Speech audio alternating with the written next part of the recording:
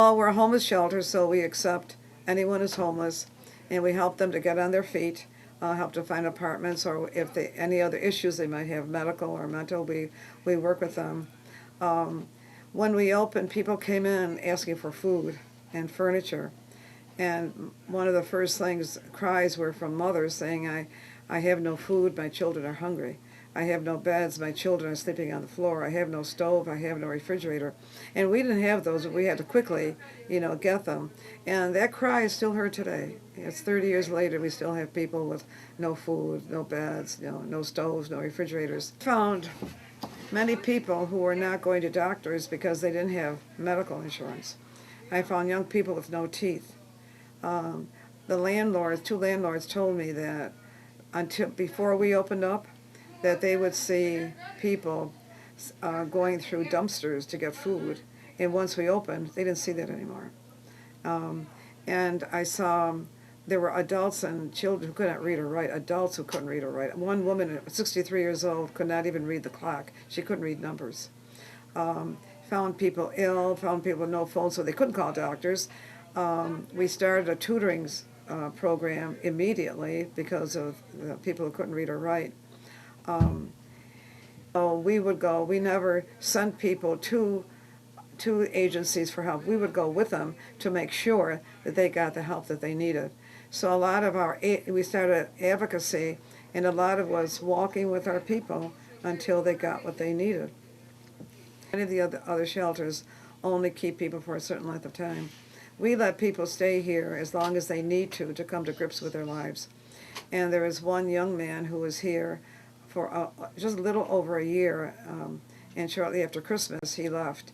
And before he left, he said, "Thank you for letting me stay here as long as you did." He said, "When I saw all the giving here at the House of Mercy," he said, "I realized how selfish I was." And he appreciated that. And maybe about 6 months later, there's a knock on my door, and he hands me an envelope and walks away. And there was a $1,000 check in there. And a year later, he sent us another $1,000 check to show his appreciation for what we had done. But he needed that time. Mm-hmm. So we let people stay here as long as they need to. Some people have come in and they said, I'd like to go back home out of town. So we'll buy the tickets. We'll send them back home. And also have Camp Stella Maris and camps we send the kids to in the summertime to get, it's to get them off the streets, to get them away from drugs. We don't want them ending up, killed or in prison. And so our objective is to help the children, give them the education they need, and give them a fruitful future. I started sending them to camps, and people have found out they've sent us donations to send children to camp. We sent like 14 children to Camp Stella Maris, mm-hmm. and they love it. They can stay overnight for the whole week. They're there every night, and it's so hard when it's over. And they come back to reality here.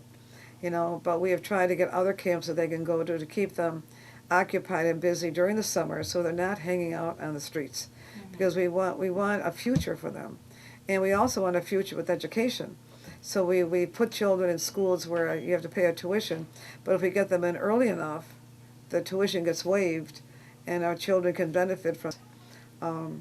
What we found, much to my surprise, because we wanted to help people live in dignity and lift them up, was that people were dying due to their impoverishment. In 2 weeks, we had 5 funerals, and we planned them all, because people would come to us and say someone died in their family, they didn't know what to do. So we had to quickly discover what to do and take care of them. And in 3 months, we had 25 funerals. And that's why we have so many obituaries here. There are people that we knew, we love, they were in community. And, you start to grieve with one person who died, then another one would die. And it was hard. The grieving, you didn't get a chance to grieve. But what we do is we keep their obituaries. So from 1985 over to today, 2015, these are the obituaries of all of our friends who have died. We found people who really were looking for spirituality. So we have Bible studies every Wednesday night. We have a liturgy on Fridays, and we have a Mass every Sunday at 12 o'clock with priests coming in. And we have it right there in the lounge where the homeless are. And they're not forced to go, but people stay there, and it really helps them. You know, it's the miracles. There are miracles that happen. You know,